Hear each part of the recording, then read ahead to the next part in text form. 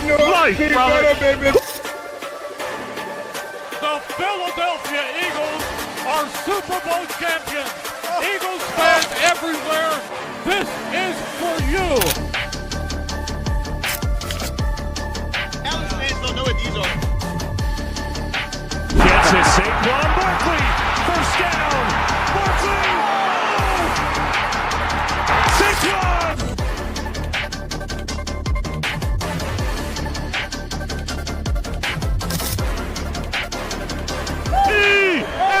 E-A-G-L-E-S-E.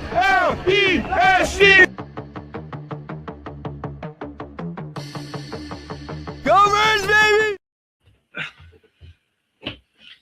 Welcome back to probably the saddest show of the Under the Wing podcast. And I would like to start this one out with a proper moment of silence, 60 seconds moment of silence for Kevin Patullo. Anyways, we got an action-packed show for you guys this week. Okay, so we're going to break down wildcard games. We're going to break up the divisional round. We also have 3 guests this week. 1, 2, 3. We'll introduce them right now. We got Joe Donahue from Bird's Nest Media. Chaos Chris, as always. My gosh. He is coping with the loss very well, I see. And then we have Jesse from Philly Sports Pulse. Gentlemen, how are we doing tonight? Go Phillies. Boba Shed. Go for Less than a month till spring training. Oh, man. But anyway, we'll get right into it. We'll jump in because we're saving the best for last. We got So a lot to jump into. We'll quickly get through this wild card weekend recap. And I would say, for the most part, all but the last 2 games were really, really good and interesting. And then the last 2 were some clunkers. Obviously, Rams-Panthers started out at a 10.5-point line for the Rams. And that was arguably, in my opinion, probably the best game of the weekend. The best game of the weekend. And I really thought that the Panthers had a legit chance to win. And unfortunately, they came up short. But I think the future there in Carolina is bright, and the Rams are moving on. What do you guys think? Yeah, I think the Panthers should have won that game. I mean, they had that in hand and choked it away a little bit. But, I mean, we kind of thought the Panthers weren't all that good. But they put up more in a fight than I thought they would. I mean, I don't know if the Eagles would have beat them. I feel like every game I sat down and watched was so close to being an upset. You know what I mean? Like, every game it seemed like the underdog was just about to win, and then they just, like, lose in the final drive. Except for one, the underdog one. All right, Chris. We'll talk about that one later, Chris, okay? Then, the Packers, they went into Chicago, and they had a pretty big lead. I think it was 21-6 at one point. I think it was like 21-3. Yeah, they blew it. Absolutely blew it. Missed extra points. That's something we'll get into later as well. But I don't want to talk missed about extra points in that game cost them the game because at the end of the game, they were down 4 points instead of what should have been 3. And it was 31-27 the final score. Ultimately cost them the football game. Moving right on, we'll go to Sunday's game. The first one, dude, Bills-Jags. What a game. What a game. Back and forth battle. I thought it could have gone either way. Bills showed that, Josh Allen is still Superman when he needs to be. I really have some respect. I want to give a shout out. I don't know her name, but the reporter that, after the Jag season had ended, Liam Cohen's up there, a little emotional. It's his first year as a head coach, and he's, going through the emotions of losing your first playoff game. And she just gave him some words of encouragement and some words of just, keep your head up. And I really appreciated that as a fan, not even if just say the Jacksonville Jaguars, but as a football fan, like, you know what? Remind you that sometimes there are still good people in the world. And it was a very heartwarming moment. So, hey, Duval. They would have booed Sirianni out of the place if they did that. I know. They would have been like, Sirianni, stop crying, buddy. Yeah. A meme for a year. Yeah. But the other one, yeah, we lost to the 49ers. We're gonna have a very special segment for that one later. Yeah. But the Sunday night football game, this is where the wild card turned pretty crappy. Justin Herbert got absolutely brutally beaten down and shellacked. 6 sacks. That's just the theme of the Chargers season this year. They're a good team, but their offensive line is so brutally bad that he can't stay upright. Everybody was smack talking Justin Herbert after the game. I don't know how much of it was. Look, he's been what if his whole career. Yeah. I'm not saying what if he had a good offensive line. Maybe they still would have lost either way. But this game in particular, his season, his career, that's different. This game in particular, I'm not gonna chuck Justin Herbert under the rug just because it's easy. You know what I mean? And we'll get into it more later, but I saw a lot of smack from Jalen Hurts after our game. I think Jalen Hurts didn't do much wrong in our game, but I'm not going to get into that right now. Yeah, you want to talk about a team that's been up and down all year. The LA Chargers have been up and down all year, and they are very fortunate to have made the playoffs, especially coming out of the AFC West, where they had the domination this year of the Denver Broncos, and then the Kansas City Chiefs, as bad as they were, still they're all, you can never really count them out. So you want to talk about a team that's very fortunate to be in the playoffs and very up and down over the course of this year. The LA Chargers were one of those teams. Yeah, and I wasn't hating on him. I was kind of rooting for him a little bit.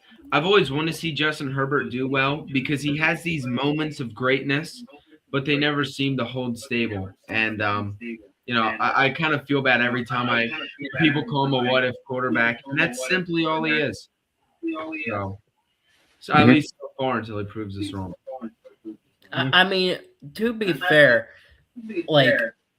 this offense or this defense from the Patriots, it's elite. It seriously is one of the best in football, and it's probably led by Milton Williams, former Eagle. Honestly, boys, I know they only scored less than 20 points. That they have a chance, especially with Drake May. They have a chance to go really, really far in the playoffs. And I know Denver is the 1 seed. Personally, I feel like Denver is a fraud, and they've got a good chance of going far in these playoffs for sure. Yeah. Last game. And really, this last game, so for as crappy as the final score was, as distorted as it was, really, up until, I believe it was the fourth quarter, it was a 10-6 ball game. So not terribly bad, but in what could have been Aaron Rodgers potentially, most likely, his last NFL game, I think his last NFL pass is going to be a pick 6. The Steelers got obliterated. Their defense held on for as long as they could, but the Texans defense, they're absolutely insane. Their defensive line is so good. And then when you see the back end of their defense too, Stingley Jr. is a dog. You've got not even household name players back there, because I really can't name most of them, but they're just really, really good flying around to the football. No, they have Jalen Petrie. Yeah, they really want to win. And the turnaround they've had, I believe they started 0-3 this year, and they bounced back big time. That is awesome. Yeah, and not only that, their defense had 2 touchdowns that game. That's crazy. I made a joke. I called it. I tend to do these things, once the games start running low or the time starts running low. My dad's like, oh, here comes possibly Aaron Rodgers' last pass. I was like, imagine if it was a pick 6. Then he drops back and throws a pick 6. And I'm like, you heard me say that, right? You heard me. And he was just yapping about, the good old days or something. I don't remember what he said. But, but yeah, that's possibly the last pass in Aaron Rodgers' career. So yeah, I kind of think the Texans are who I thought the Eagles were this year. Yeah. Or who the Eagles were supposed to be, that just juggernaut defense, and they do enough on offense to win. Mm-hmm. The Eagles have the juggernaut defense, but they don't have anything on offense that's going to get you to win a game. That's a great comparison. I would love to see a Texans win. That would be awesome. a Super Bowl win, that is. But, their offense, the whole game, I hate watching the Steelers. I have too many cocky. Former Eagles legend, D'Amico Ryans. Yeah, he actually is younger than Aaron Rodgers. Did you see that? That's insane. 41. Yeah, he actually sacked Aaron Rodgers playing against the Packers in a playoff game. For the Eagles. To be fair, though, speaking of coaches, this whole thing about Mike Tomlin, I feel like we got to discuss that real quick. I'm happy for Steelers fans. I am. 9 or 10 years, and you've won no playoff games. That in Philly, imagine that sort of track. That wouldn't happen. That absolutely would not happen. We got everybody calling for Sirianni's head a year after he won a Super Bowl. And we got 3 years after the Super Bowl or 2. Yeah, he had. We want him fired after a year they went to the playoffs.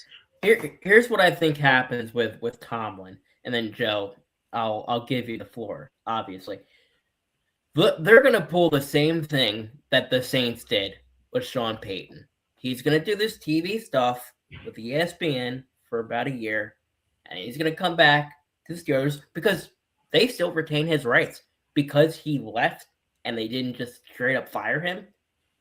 They're gonna bring him back for a year, and they're gonna try to trade him for a couple of picks. Maybe. We'll see. Could happen. But no, I don't. Yeah, I think for me, obviously Mike Tomlin. I think my sense of the Steelers fan base is it was time for him to go, because of how many instances it's been of him, getting in his own way. And certainly I think there's echoes of that when it comes to our game, which we'll talk about later. The team that really needs to do some soul searching of all of the teams that were on here is the Green Bay Packers. They allowed 25 points in the fourth quarter to the Chicago Bears. There is no situation at all where a team should be allowing 25 points in 15 minutes of play. And so honestly, if the Packers are going to do that, they did deserve to lose that game. And it stinks because they did have, it was 21-3 at halftime. So it was 21-6. They were in a decent enough spot. And then for whatever reason, they just they couldn't play defense. So they really need to, they need to figure that part out. And especially the last 5 minutes of that was completely disastrous for them. And they do need to, that's a team that I think needs to do some serious, in this offseason, what are they doing? Where is their direction? So, yeah. Do you think they move on from LaFleur? They should have. They could. They should. I don't think they're going to, but they absolutely should have. He's a 7-seed merchant right now. That's the only reason his team's made the playoffs. And guess what? If there wasn't a 7-seed, he wouldn't have made the playoffs in the last 3 seasons. When I came on here a couple of weeks ago, you two were all like, give the Packers credit, I'm sorry. They had Michael Parsons that would have won that game, Jesse. Okay, what are you talking about, dude? Would have won the division, would have won the game, okay? Please. Honestly, with that probably. Secondary, with that wide receiver core, with that even with Tucker Kraft injured. Sorry. You can't say that because the defensive line can make the secondary better. Okay, because if the defensive line is getting pressure quick, the secondary will look a lot better. 100%. Okay, 2017, the Eagles, their secondary was atrocious. Ronald Darby was our cornerback 1. Okay, Ronald freaking Darby. But because Brandon Graham, Fletcher Cox, and Derek Barnett, and whoever the heck else was, Chris Long, because they were so good at what they were doing, that's why our secondary was somewhat decent until they got lit up in the Super Bowl for 505 passing yards by Tom Brady. But Brandon Graham still saved their rear ends at the end of the game. Mike Parsons would have made a difference. Fair enough. Mm-hmm. And that's why Howie focuses on building at the trenches, right? You focus on the offensive line, you focus on the defensive line. If you can win the line of scrimmage battle, everything else tends to fall into place. So, yeah, 100%. Well, let's head on over and preview this divisional round that we all expected we would be in. And before I go too far, I think that was I'll save it because I think it was part of the problem. But Saturday's games, 2 games on Saturday, 2 games on Sunday, 8 teams left. Bills and Broncos. The number 6 seeded Broncos head to the number 1 seed Denver, or number 6 seed Bills head to the number 1 seed Broncos in a playoff rematch. Last year in the wild card round, if you remember, the Broncos actually headed to Buffalo in the wild card. The Broncos started the game off hot with a deep pass. I don't know who the receiver was, but it was Bo Nix, like a 40-some yard touchdown pass. Broncos went up 7-0, and then the Bills turned it on and never looked back. But I really think that this is the Bills' years to lose. So they know Mahomes isn't in it. Burrow's not in it. Yeah. Lamar's not in it. So it's the Bills' AFC to lose. And I say it every week. Every week. The Broncos just simply cannot win the way they have continued to win. Like, the Broncos cannot win the way they've played all year, okay? Like, if they – we almost saw it with the Eagles, basically. If the Broncos expect that they're going to come out and play one half of football against this Buffalo Bills team, they're not going to win. And that's basically the only way they've lived this year is by playing, like, a half or a quarter of football. And if they go down, they're not going to win. If they go up and they just take their foot off the gas, they're not going to win. And I think the moment might be a little bit too big for Bo Nix still. He's not a bad quarterback, but he's not – I don't think he's great yet. Yeah. I really don't think their offense has, like, super many – like, that many weapons, to be honest with you. Cortland Sutton's all right, but, like, Marvin Mims is average, you know. Evan Ingram's okay. He's not great. Their offensive line is good, but not great. Like, probably top 5, so they might be great. But as far as, like, even a run game, like, Harvey's young. I don't even know who else their other running back is anymore. Their defense, they're okay. You know, Pat Surtain, Defensive Player of the Year candidate every year. But I just think that Josh Allen's going to put on the Superman cape once again and just take it home. Look, all right, I have been hating on him. Oh, no. Hey, everybody, sorry your team lost my 49ers. God, I thought you were a Commanders fan. Todd, switching up teams every week for us. I've seen this guy in my comments every time.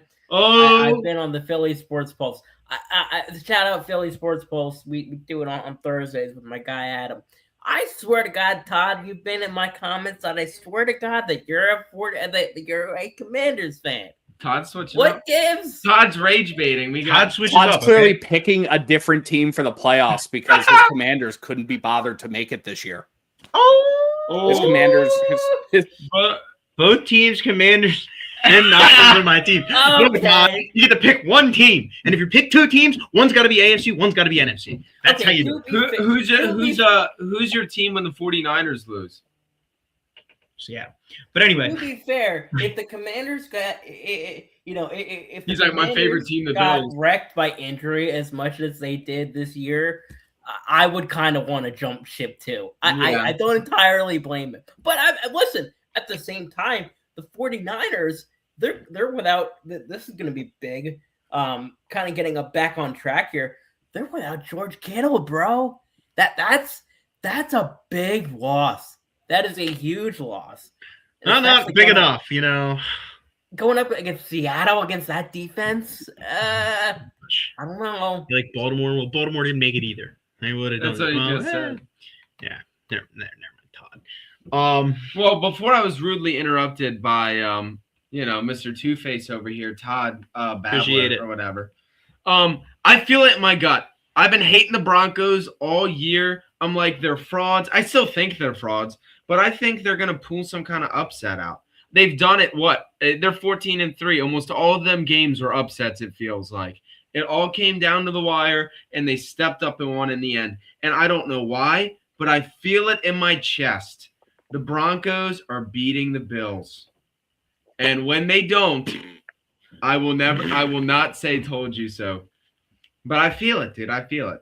We had so many close calls, so many almost upsets last week. We're going to get one this year. I think Broncos, if they win this week, whoever they play in the championship, they're either going to wallop or get walloped.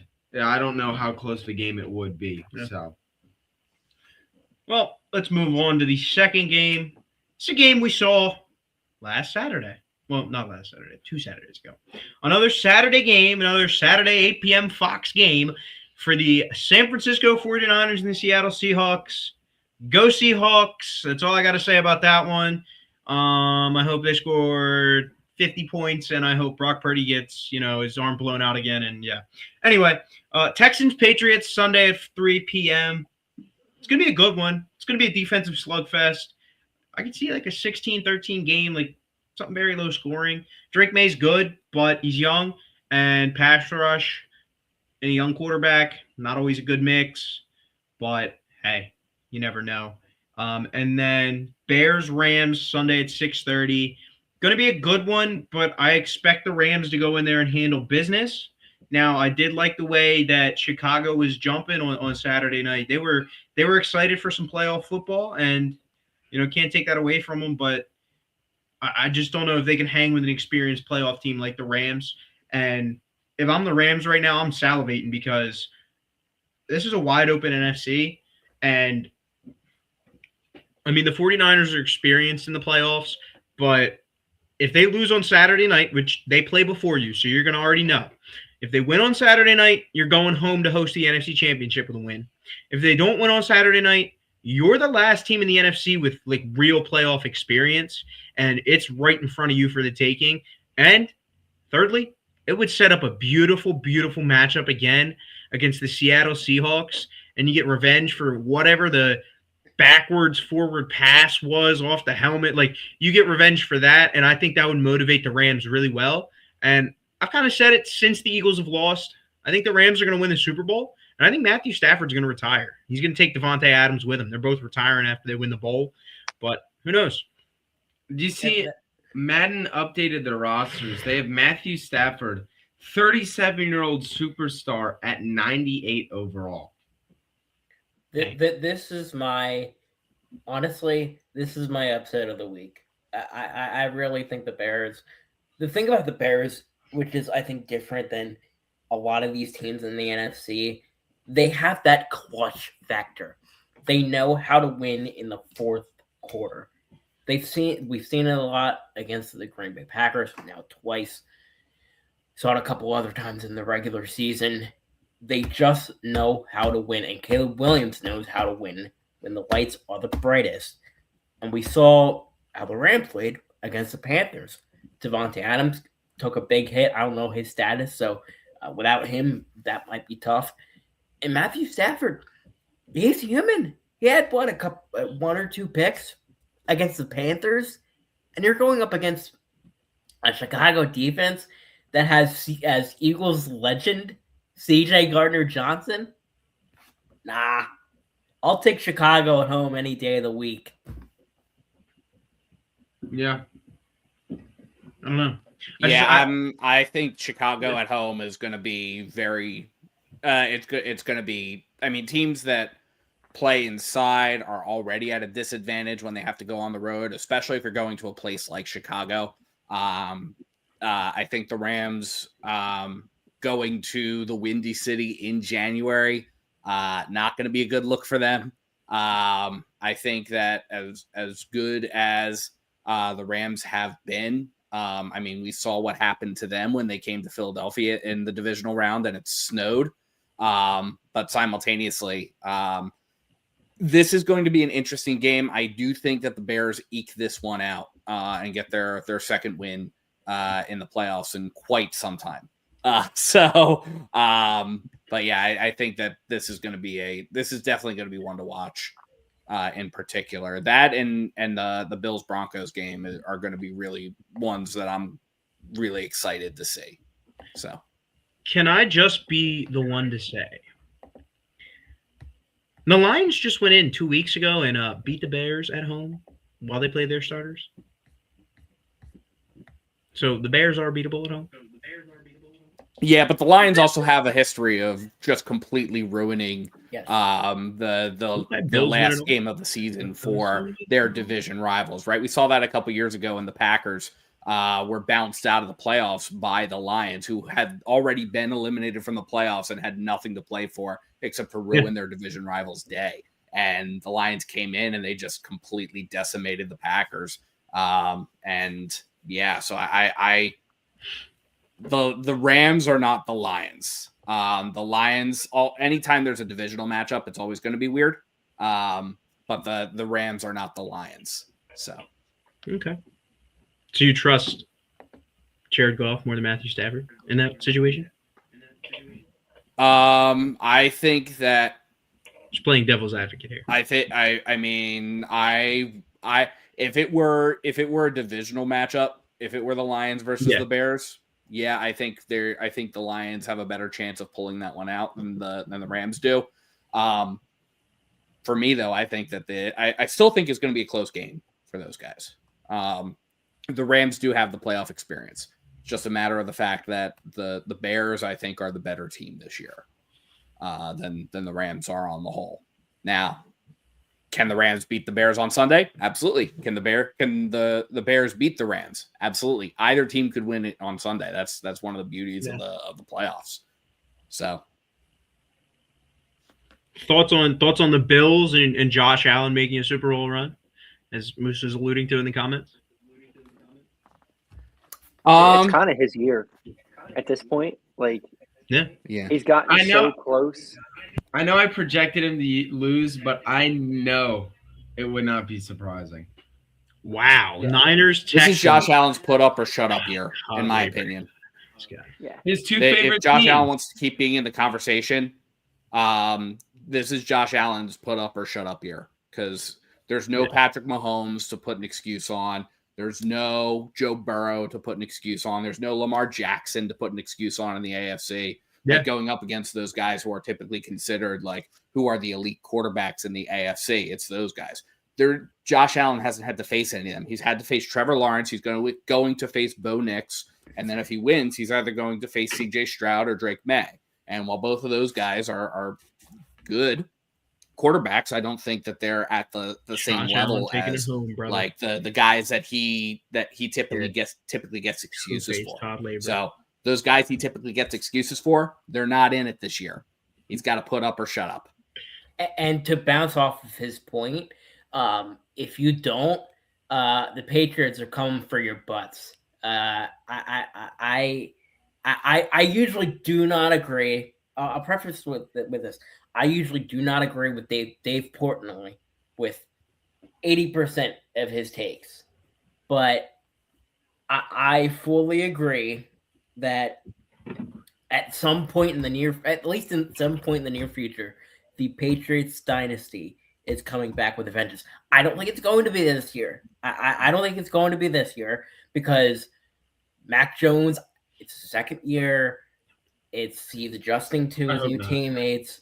But listen, I mean, the Bills, they've had their shot for years. But the Chiefs aren't in the playoffs this year. Yes, but they have helped. They've gotten the Chiefs on the ropes multiple times in the playoffs. 13 seconds, they've had their shot. They've had their shot, and now that Kansas City isn't here, this is their year. If they don't get it done this year, Mac Jones is going to be. I don't think it's crazy to say that Mac Jones is going to be Tom Brady-like, but Drake May is going to be the Tom Brady thorn in their side. Do you mean Drake May? Like he was. Do you mean Drake? Do you mean Drake? Yeah. That's what I mean. Yes, Drake Okay. May is. Yes, I mean Drake May is going to be I've heard that before from my brother-in-law. Look, I have nothing really against the Patriots. I think Drake May's fantastic. I think maybe he could be a Tom Brady figure for 5 years. He's, of course, not going to have that longevity, not going to be, the greatest quarterback of all time, I don't think. But he looks good. I like him. I don't really have a lot of hatred toward the Patriots organization. I'm full on hate watching them because my brother-in-law, who it doesn't matter who they draft, who they get, they're the best player of all time. He told me Mac Jones is going to be the next, Tom Brady, and that Bill Belichick's farms fantastic quarterbacks. I'm like, dog, he's had one quarterback for most of his, career. So I'm really hate watching the Patriots here. I'm sorry, Drake. I'm going to be this guy real quick. Patriots lost to the Raiders, okay? They beat the Dolphins. Lost to the Steelers. So that's one playoff team they lost to. Lost to the Panthers. That's two playoff teams they lost to. No, they beat the Panthers. Oh, they beat the Panthers. They walloped the Panthers. Yeah. Okay, so that's one. Patriots' 3 losses were to the Raiders, the Steelers, and the Bills. That was it. Every other game they won this year. Exactly. But they beat teams like the Falcons. They beat the Jets twice. They beat up on the Bengals. They beat up on the Giants. Okay, they beat the Ravens when they stopped running Derrick Henry with. If the Falcons weren't idiots and lost to the Panthers, they'd be your NFC South champions. Yeah. Look, all right. They played a cupcake schedule.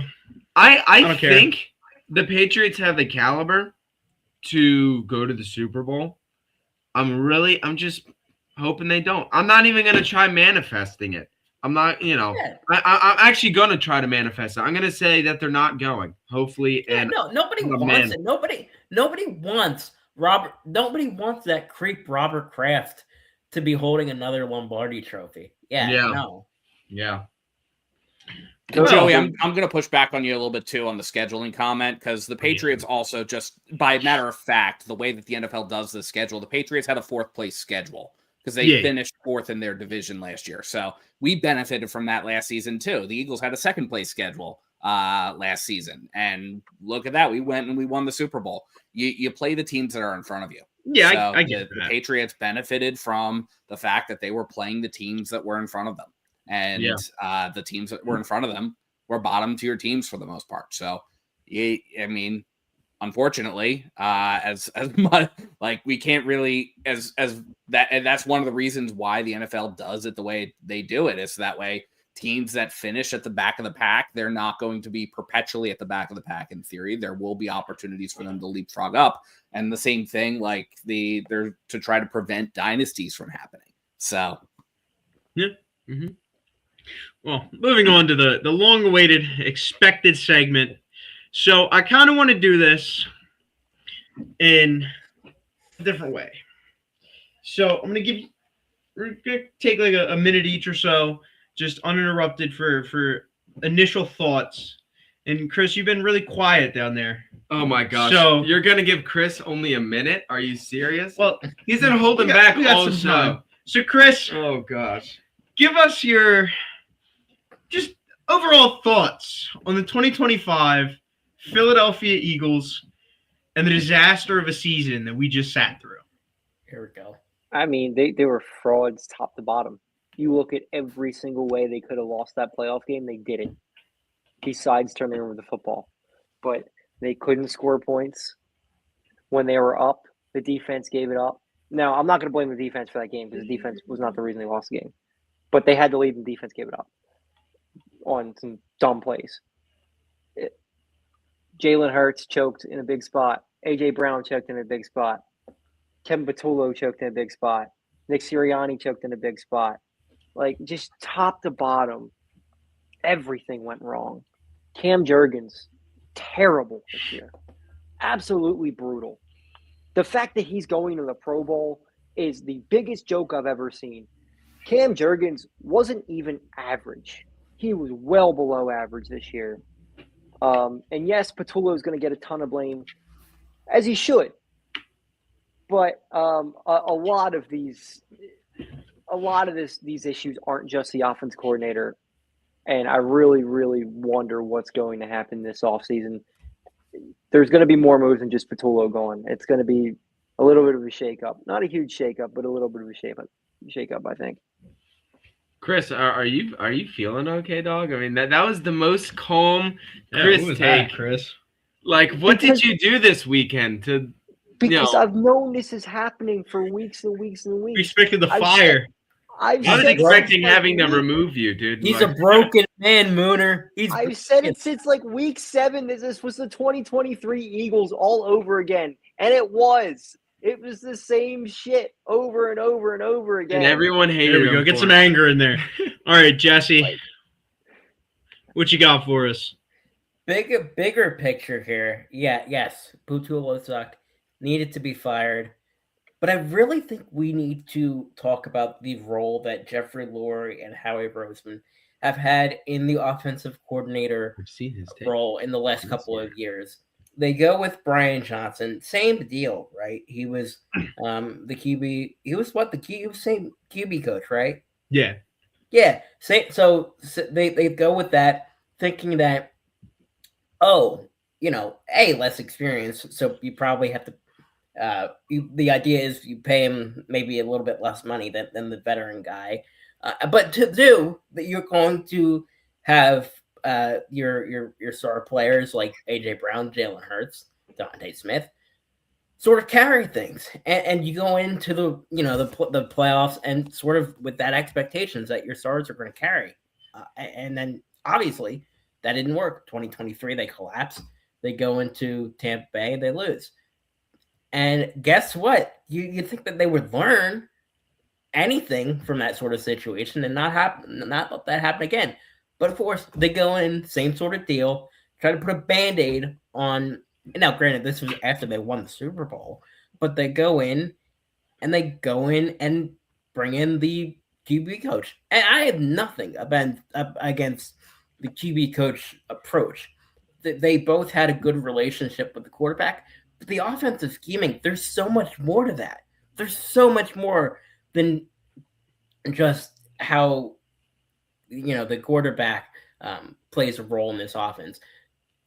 The play calling that we saw from Kevin Patullo was awesome, but I think their role in this is huge, and I think a big part of that is not giving Nick Sirianni the luxury of hiring your offensive coordinator. So a couple of guys that I have in mind, going into things. Obviously, I think the big sort of the big catch is the former Dolphins head coach Mike McDaniel. I'm not sure that he's entirely realistic. But he's a big guy that I think a lot of people want. Brian Dable, another guy, I'm a little less high on him because, yes, he looked good with Jackson Dart, but otherwise, doesn't give me winning vibes. And then I'm worried that they'll do this. I'm worried that they're going to go with Scott Loffer, who's the quarterback coach currently. And if they do that, it's the definition of insanity, man. Doing the same thing over and over again and expecting different results. Yeah. Well, Joe, I know you're a big reporter for our Birds with Birds Nest Media. How are you breaking it down, the 2025 Eagles season? So this game that just finished up was really the culmination, really, of the entire season. It was the epitome game, right? Like this was a microcosm of what we had been experiencing. What we saw was a defense who came out, who had a really solid plan to come out and defeat teams, and very often was able to execute on that plan. And then we saw on the offensive side of the football, a team that, while maybe they had a plan to execute to score points, but they couldn't make the adjustments that were necessary throughout the game to be able to continue that success. We saw the Eagles have a really solid first half, and then the 49ers came out of the tunnel in the second half And the 49ers defense was able to shut down anything that the Eagles were going to throw out, which, to be fair, wasn't a lot, right? Like, I mean, the last play of the game was 4 verticals. So that's something that should never be called in that situation. You have a 49ers team who held the Philadelphia Eagles to 2 for 9 on third downs in the second half. 2 for 9 is an unacceptable third down conversion stat. And you had a 49ers defense that was able to making the adjustments. And that's been the situation all season. Has been the Eagles' opponents have made adjustments. Defenses always catch up to offenses in the NFL in the short term and in the long term. They always catch up. So as the offense, you need to be thinking ahead. And the Eagles' offense never seemed to be doing that. So this game, honestly, was a microcosm of the entire season. And it's frustrating to see because there was a lot of wasted talent on this team. There was a lot of wasted defensive effort by this team because this team, the defense deserves probably to be competing for another Super Bowl based off of how they've performed all season.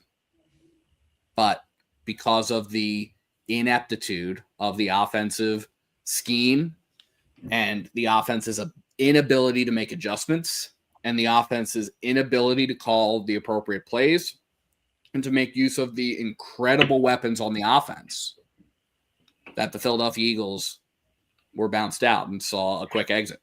So it's frustrating. I totally get it. This is what we've been screaming about for most of this season. And the fact that it took people until the 18th game of the season to desire to make some kind of a change, or that they couldn't catch up with that. Yeah. That's mind-boggling. Well, Mooner, give us your 2025 in a nutshell for the Philadelphia Eagles. All right. Well, look, I'll put it this way. Short term, this is probably the best thing, long term, this is probably the best thing that could happen to us long term. I mean, I couldn't stand if we made it to the Super Bowl, barely won, or even made it to the NFC Championship and barely lost, something like that. And it's like, oh, okay, maybe Kevin Patullo is that guy. Let's not fix, because that's kind of the thing that I feel like our birds would try getting away with. That's what they would try slipping by. So I think, look, we have a great team. Everybody knows we have a great team. We have some of the best talent in the league, roster, man-to-man roster. I mean, we have the best people.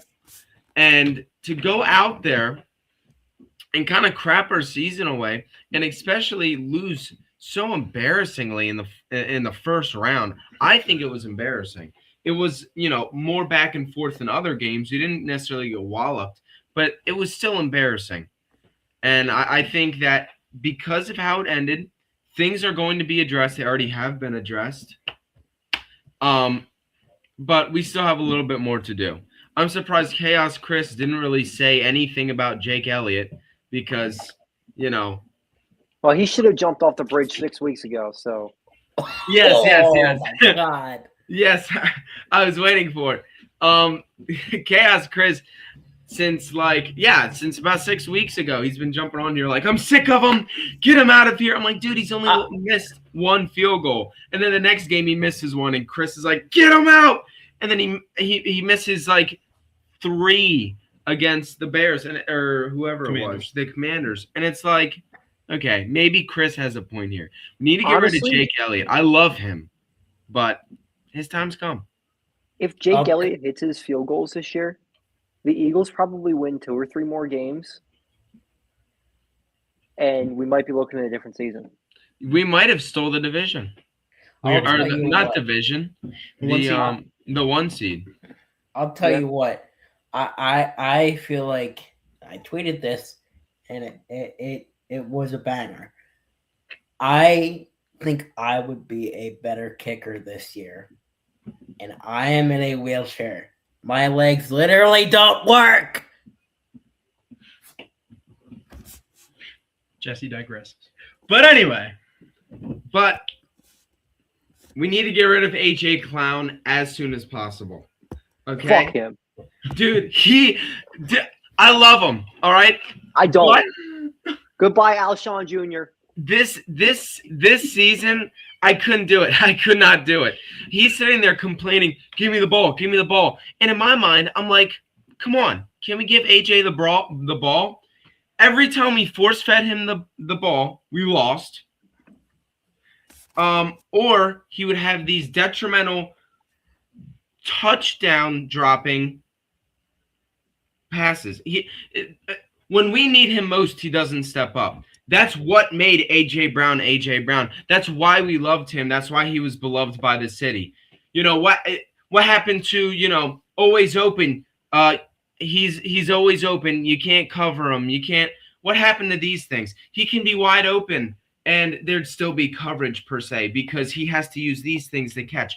He cannot catch anymore. And that's what made him so valuable. And especially when they're very low percentage catches that shouldn't be made. That's his specialty. Now he's getting catches that you should be making. You're dropping touchdown passes in the end zone. He had 3. I think I missed a good amount of the Eagles 49ers game. And what I did see when it was on was 3 dropped passes from AJ Brown. It's unacceptable. I'm not going to listen to I'm sick of hearing him whine. If he whined and cried all year and then went out there and performed like a boss, he caught everything that came his way. And it looks like he has no heart. He wasn't finishing routes midway through the season, and he was like, oh, AJ Brown Jalen Hurts overthrew me. And poor blocking on run plays. It's just like he just doesn't care. And quite frankly, I don't care for him anymore. So I understand he has like a $20 million cap hit if we trade him. I think that expires June. So I say 12:05 a.m., June 1st. Call that dude in his house and let him know that his bags are being packed up. It would be better if we could do it sooner, but we can't. It'd be better for morale. But frick morale, I need AJ Clown exit stage left. I just worry about the offense, though, if he leaves. Oh, because they did so well with him this year. Well, think about it. I'm going to cut you off, but I want to interrupt here. I'm sorry. So the dead cap money. So for AJ Brown, if he's cut before June 1st, it's a $72 million dead cap. Worth it. If he's cut after June 1st, it's $45 million. Boot, Dolt. If he's traded pre-June 1st, it's going to be $43 million. And if he's traded after June 1st, it's $16 million. So all that's dead money that the Eagles would have if they got rid of him. I thought it any expired. Of the ways in which they could. My God. I'm sorry? I thought it expired. I thought it was expiring June. No. All right. Well, nope. I say we trade him June 1st. That's worth that $16 million. Well, send him. We pull a Giants. What they did to freaking Danny Dimes just for him to show up next season and ball out. That was crazy. Do you remember that? The Eagles would only wind up saving $7 million if they trade him after June 1st. And they can set the framework up for a trade. Insert Kenny Rogers. AJ Brown before June 1st and set it to not affect. I'll sell both. And the reason for that is because if you trade after June 1st, then you can spread the cap hit out over multiple seasons. That's the only reason why there's cap savings in that situation, because you can spread that cap hit out. Otherwise, if you don't spread that, if you trade before June 1st, the cap hit takes effect in the same season. So yeah, that's the reason why. I agree. At this point, no. Because, about your Giants point, Mooner, yeah, like we should model anything about the Giants organization. Look, of course. Come on. My heart says, get rid of them now. Take the $72 million. but my brain knows that's wrong. I'm just shellacking around. I'm just joshing around, as they say. But I honestly, if we get rid of them, I could care less. I will sell both my kidneys, my stomach, and my intestines to make that $7 million up for the Birds at this point. Okay. Think about the impact though to this offense. Yes, he was a diva this year. It's not going to impact him as bad as we think. It absolutely is. Darius Cooper's already better. It's stop not. it. It's not, Jesse. Jesse, No, you know why? You know why it's is. not? You know why? Because he had 3 opportunities Sunday, 3 opportunities in the second half one of them was in the first half on a 3rd and 9 when they could have scored some points and increased their leads.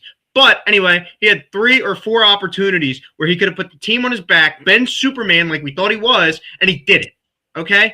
Personally, I don't think we should get rid of him. I don't want to. But if we do, it's not going to hurt us that much because we're a run-first team anyway. Because this offensive line next year is going to be a lot better, a lot healthier. And Saquon Barkley is going to be back. He's angry. I can tell already. He is ready to go. And third of all, Devontae Smith is a first-round draft pick wide receiver. And he plays like one. He plays like it. He's the best number 2. Third of all, Jahan Dotson is pretty serviceable as a wide receiver too. And number 3, if we get rid of A.J. Brown, we can bring Dallas Goedert back, and darn if he isn't Jalen Hurts' number 1 weapon anyways. A.J. Brown, tight end number 2. Move A.J. Brown to fullback. Hang on. Honestly, I agree. You trade A.J. Brown now, you actually get value for him. If you wait until next year when he bitches and complains even more, you're going to have a T.O. situation again. And I think you're not going to get any value point, for him this year. You're not going to get any value. He just made 4 drops in a playoff game. What kind of value does he have right now? You think the Bills wouldn't take an A.J. Brown? You think the Bills wouldn't get something? They'll still get a 2nd-round pick for him at least. Jesse's not here. They're going to barely get a 2nd round. Maybe. Jesse's been called timeouts for the last 5 minutes. Let Jesse get something in. I absolutely have. Because, damn it, I got a point. Guess who your most productive player was on the offense side of the ball? Devonta Smith? It was not. No, it wasn't Devonta Smith. It wasn't Jalen Hurts. Damn it, it wasn't even Saquon Barkley. It was Dallas Goedert. And guess what? So not A.J. Brown? No, it wasn't. Get rid of A.J. Brown? But Thank you. My point is this. If you lose A.J. Brown, Dallas Goedert is also probably gone. Who else do you have then? You have Saquon Barkley, who has struggled with a very unhealthy offensive line. Lane Johnson is probably going to retire. So I do not expect Saquon Barkley to be the Saquon Barkley he was. And second off, guess what? If you get a competent offensive coordinator, A.J. Brown's not going to complain. He's not. Yeah, he will. We saw that last year with Kellen Moore. He doesn't. It's just who he is. He's going to complain and complain and complain because Sirianni's still here. Sirianni and him have a real problem. It's very, very obvious. Until Sirianni's gone, which they're not firing Sirianni, at least this year. Yeah, he's still going to complain, and I think he might have a problem with Jalen Hurts because he's got the excuse of winning a freaking Super Bowl. Doug Peterson did too. Doug Peterson did as well. And guess what? They waited. They waited a year. And look here. Look, okay. I'm just joshing around. I think the best thing for the Eagles' interest is to keep A.J. Brown. But if we took away A.J. Brown from our offense and we took away Dallas Goedert and our tight end was Calcaterra, our offensive weapons are still better than majority of the league. Of course, we're missing 2 key players, one good set of hands, and then A.J. Clown. But I don't understand. Like, our team is fantastic. The issue this year has been blocking and coaching for our offense. If we get solid coaches and just one staple offensive lineman who can stay healthy in the middle, like, our team is better. I don't care if A.J. Brown leaves, I don't want Dallas Goedert to leave. I love Dallas Goedert, but our team is good enough without either of them. He's going to them because he had a career year. And guess what? Joey, we're going too long. Go. I'll get to my 2025 recap, and then I got a thought on Dallas Goedert, but I'll save that for. I love him. When I'm done. Look, all I'm saying is this year we came in with so much hype and so many expectations that we all knew and we all should have known deep down inside it wasn't going to end the same way. Unfortunately, it's repeat's going to happen, it's great. A repeat in the NFL is kind of so far and few between. The only reason it was fresh on our minds is because the Chiefs just did it. And they have an all-world quarterback. They have an all-world coach. It's insane. But what we saw out of this offense really this year was a mix between banged-up offensive linemen, Saquon Barkley not being as explosive as he was last year. I think that's just a wear from last year and as many touches as he got. And then as far as the passing game and all that, it stunk. And you know what's not being highlighted enough? You know why I think Kevin Patullo deserves every bit of the blame? Every bit of the blame is because last year when they were the 29th ranked passing offense in the NFL, you know who their passing game coordinator was? Kevin Patullo. So you know what the Eagles did? They said, let's bring our passing game coordinator who stunk it up last year. Let's bring him in as our offensive coordinator. Yeah, let's do that. Woohoo. Yeah, great freaking idea. So glad to see he got canned. And you know what? Quite frankly, I hope he doesn't do anything for this team this year unless he's sitting in that stinking little office that they put Howie Roseman in from Chip Kelly era. But anyway, this offense, they're fine. They're going to be fine. Dallas Goedert, I wouldn't be upset if he leaves because, yes, as good as a pass catcher he is. He's getting old. Number one, he's getting old. Number two, he can't pass. He can't run block to save his life. And that's what this team is built on. Like it or not, they're a run-first team. That's what the Eagles have pretty much always been built on. Brian Westbrook, LaShawn McCoy, Saquon Barkley. Run first. Run the football. That's how you win football games. Even if A.J. Brown's gone, oh, well. Devontae Smith is a solid number one receiver if he needs to be. Oh, no. Jesse's calling timeout. Jesse's calling a timeout. Hold on. Are you going to ride A.J. Brown a little bit more for us, Jesse? You're out of timeout. You've Andy Reided it. You've used all your timeouts already. No. But Nick Sirianni, I think he needs to stay, but they need to bring in an offensive coordinator who is not going anywhere. I think a Todd Monken or even a Brian Dable, to be honest, just because he's worked with Jalen Hurts in the past. And I think somebody like Brian Dable is going to want to sit low for a couple of years. I don't think he's going to be gunning for a head coaching job next year. I really don't. Yeah. I think his experience with the Giants is going to show him that, you know what? Maybe I should wait till a better team comes available. Say in a couple of years, say the Packers give LaFleur another chance or something, or the Vikings in a couple of years, something like that, where a good team comes available. And then he's like, you know what? Let me jump on that. I just don't think he's going to really want to be a coach for another couple of years. So I think Brian Dable might give some consistency, give some stability for Jalen, somebody he's already had before. I know it didn't really work out like you were alluding to earlier with Brian Johnson, but I just think he needs somebody he's familiar with. Todd Monken, though, I like the idea of that just because the way he's gotten Lamar to pass the football as a run-first quarterback, the way he's improved him as a passer over the last few years, has been really, really good. So if he doesn't go with John Harbaugh wherever he goes, bring him here because he's almost they've been talking about it on sports radio all week we need a Vic Fangio for offense that doesn't want to, it's an older guy and doesn't want to do anything like coaching besides offensive coordinator. Hey, Todd Monken might be that guy.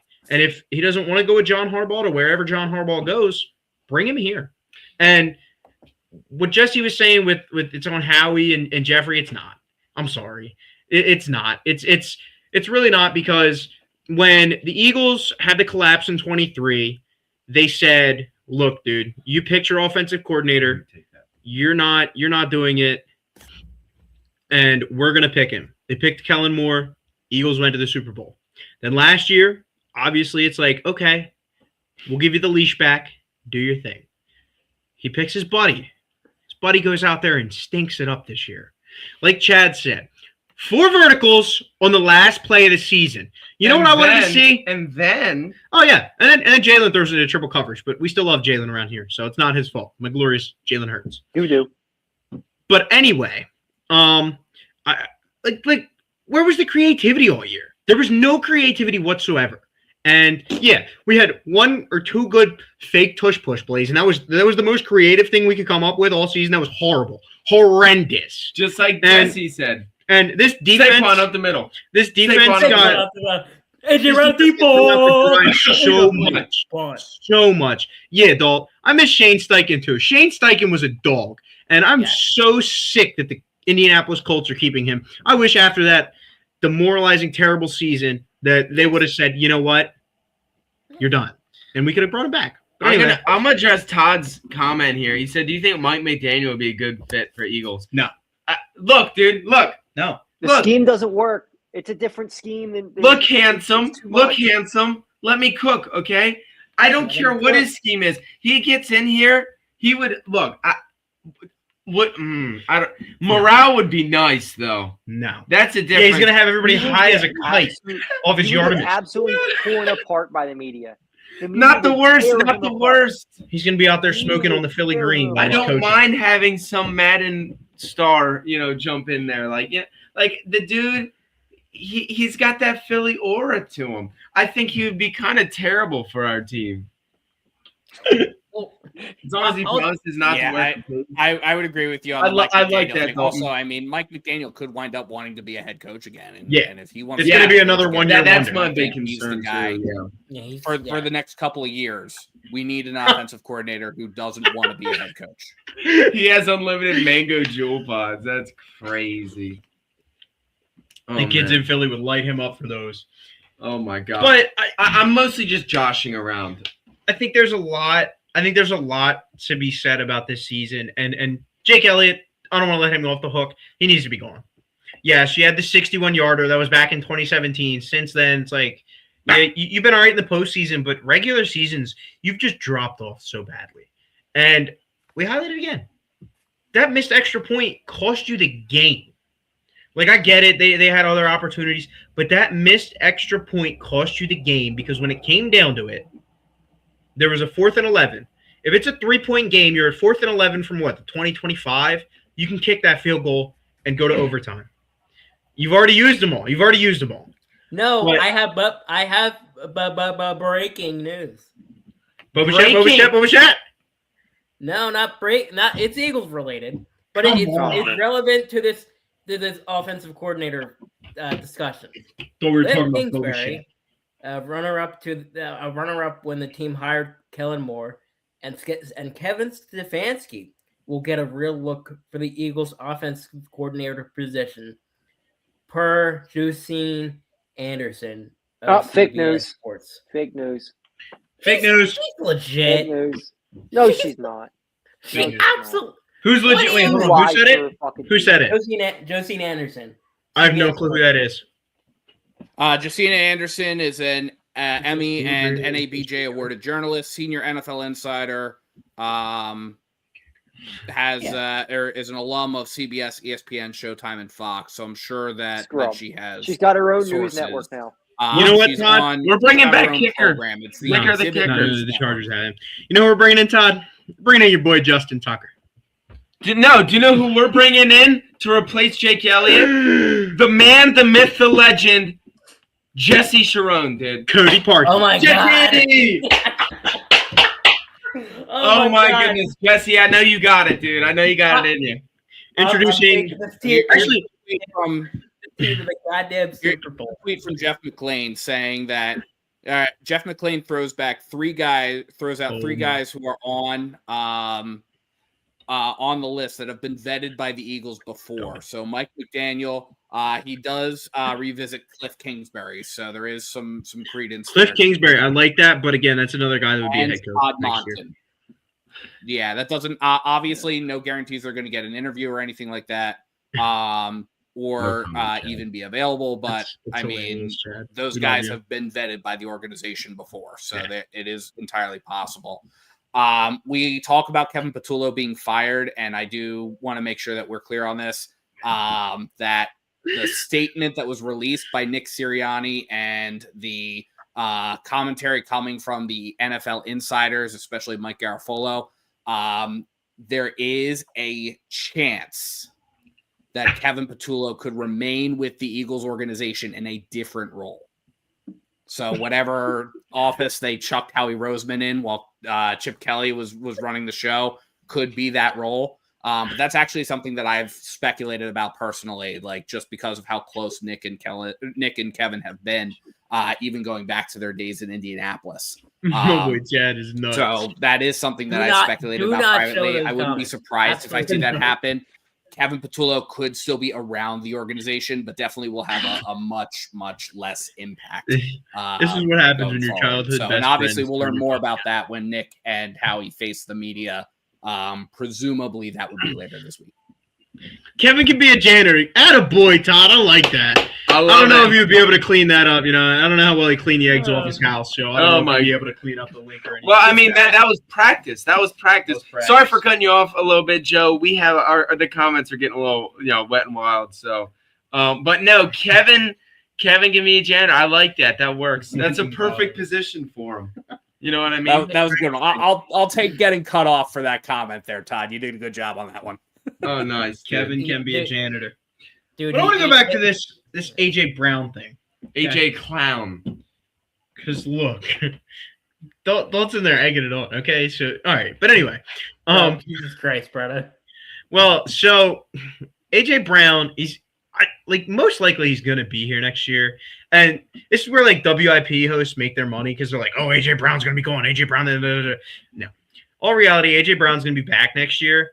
I think it'll be really interesting to see just how he conducts himself in like social media standpoint, because that's going to be huge. And I know one of you guys said it earlier, like that affects his trade value because if they don't get rid of him this year and say next year he comes out and he starts balling out, but nobody wants to deal with him. Then he starts the drama still. Nobody's going to want to deal with that. It's like who remembers playing Madden in 2019? Every time you would go to make a franchise mode, you would hit free agency. And what was at the top of free agency, Joseph? Who was there? Antonio Brown. Oh, Antonio Brown. 98 overall Antonio Brown was sitting at the top in 2019. He was literally the cover of Madden. Nobody wanted him. That's how bad things can get. Of course, he's not as bad as Antonio Brown, but he also isn't as good as Antonio Brown was at the time. Not as young as he was at the time. So, yes, I mean, I wouldn't be surprised that 100% will take down his trade value one way or another.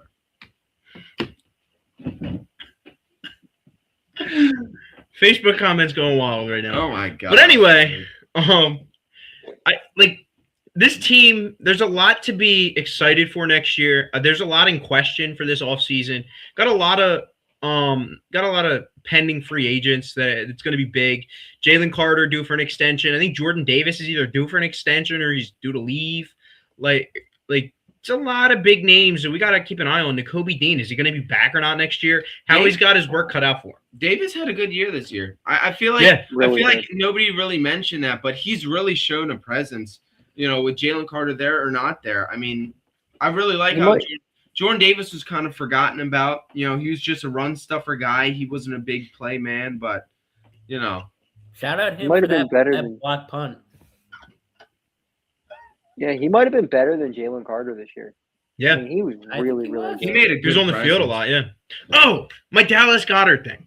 So other than the fact that Dallas Goedert can't run block, when is the last time? I don't know. Like even if he did this year. When is the last time we've actually had a full season of Dallas Goedert? Never. Exactly. Don't bring him back. I love him. I don't know why, but always growing up, I've always had the affinity for the tight end position. I've always loved the tight ends. It's Brent because you're an Selleck, Eagles fan. Zach Ertz. When have we had a bad starting tight end for the Birds? I can't remember, to be honest with you. For as long as I've existed. But, this guy, he's good. He's a good tight end. But when you can't stay healthy, it hurts you. It hurts you bad. And it's always the untimely parts of the year. Like late in the season or middle of the season when it's you're trying to get in prime position and get in the playoffs and all that. It's always when they need him, he's hurt. And that is disappointing. But yeah, it's time to let him go. I feel like after the one a good thing season, he has trade value behind him. I think he's just due to be a free agent. Yeah. The last time Dallas Goedert had a week where he was not injured or otherwise not inactive, had a season where there was no week, was 2019. And he was active but did not play in week 2. 2018, his rookie season, same. I mean, he was in obviously, and he did not get injured. Even this season, Goddard only missed 1 week this year due to injury. It was week 2. And I would remind you that we beat the Kansas City Chiefs that week.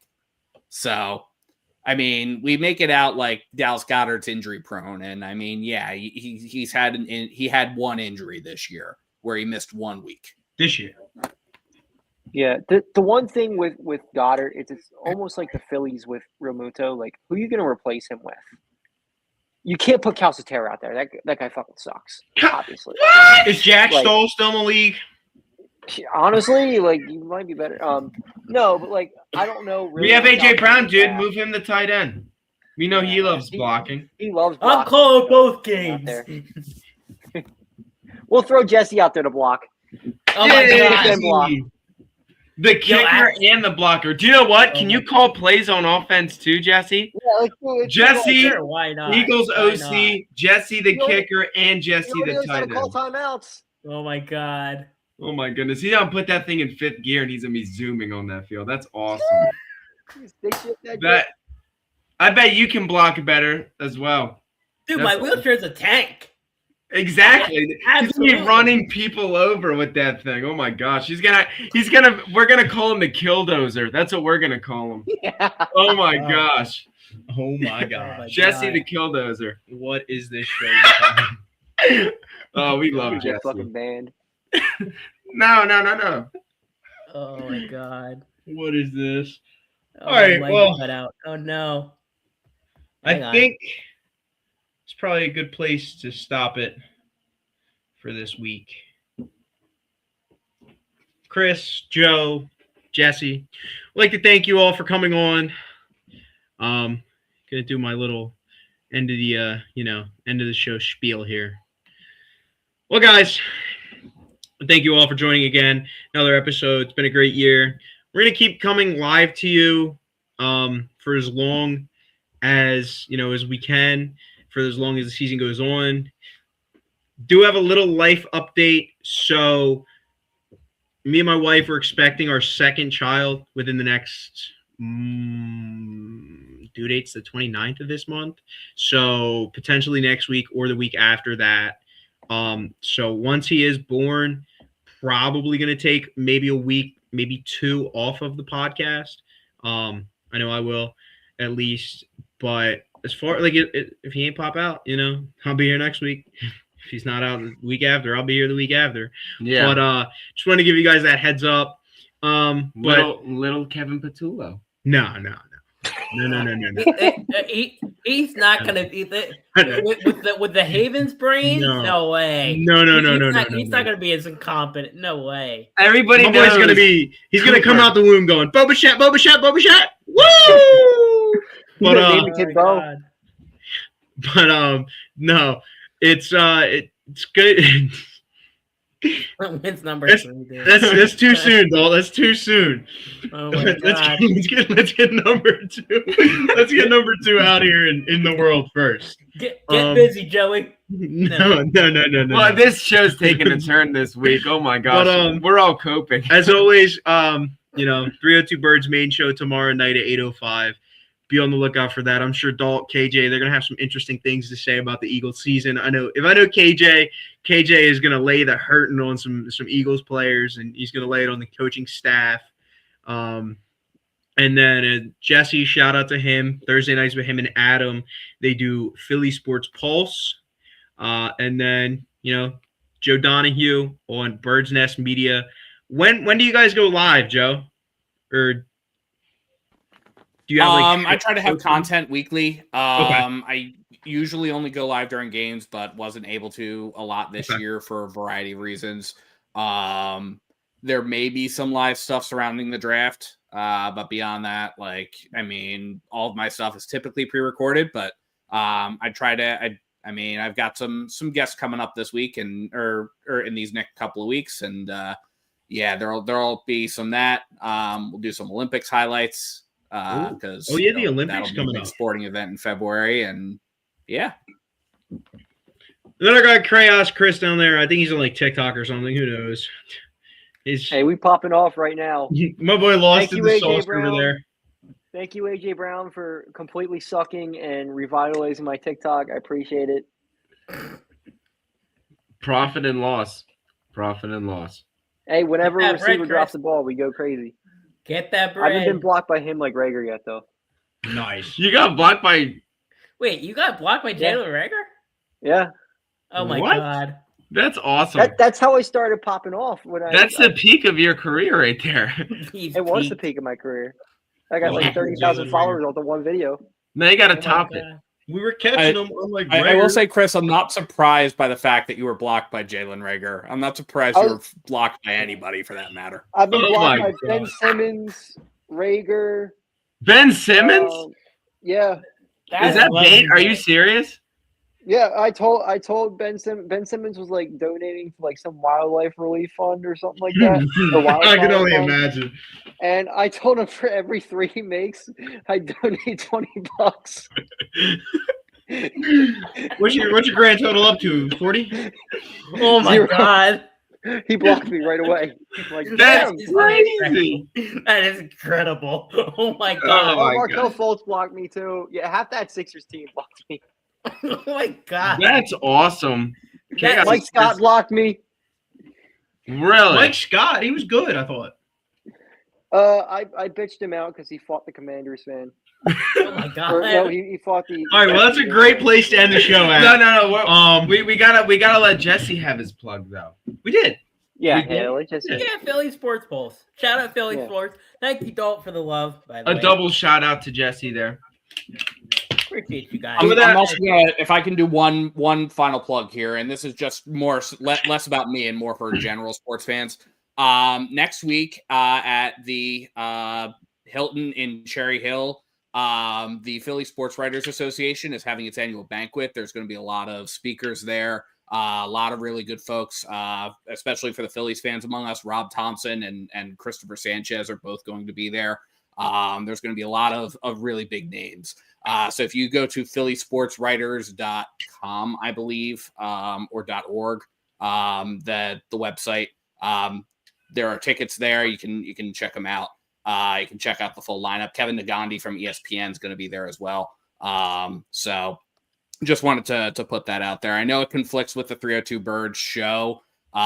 So definitely make sure you can have that going on as well if you go to that program. But I just wanted to make sure that I mentioned that in the event there are folks that are interested. Tickets are still available. So sweet. I actually have and I'll talk to you about it after the show. I actually have two of my friends. One are recipients of an award, and will be at that show. So nice. Wow, nice. Yeah. Well, but I think we had a good show this week. It's a great show. A little bit edgy. We're all just trying to take the edge off, trying to forget about what happened, and but I think that's it for today. Thank you guys for tuning in. Go Birds! And go Birds, baby. This is for you. Alice fans don't know what these are. Gets it, Saquon Barkley. First down.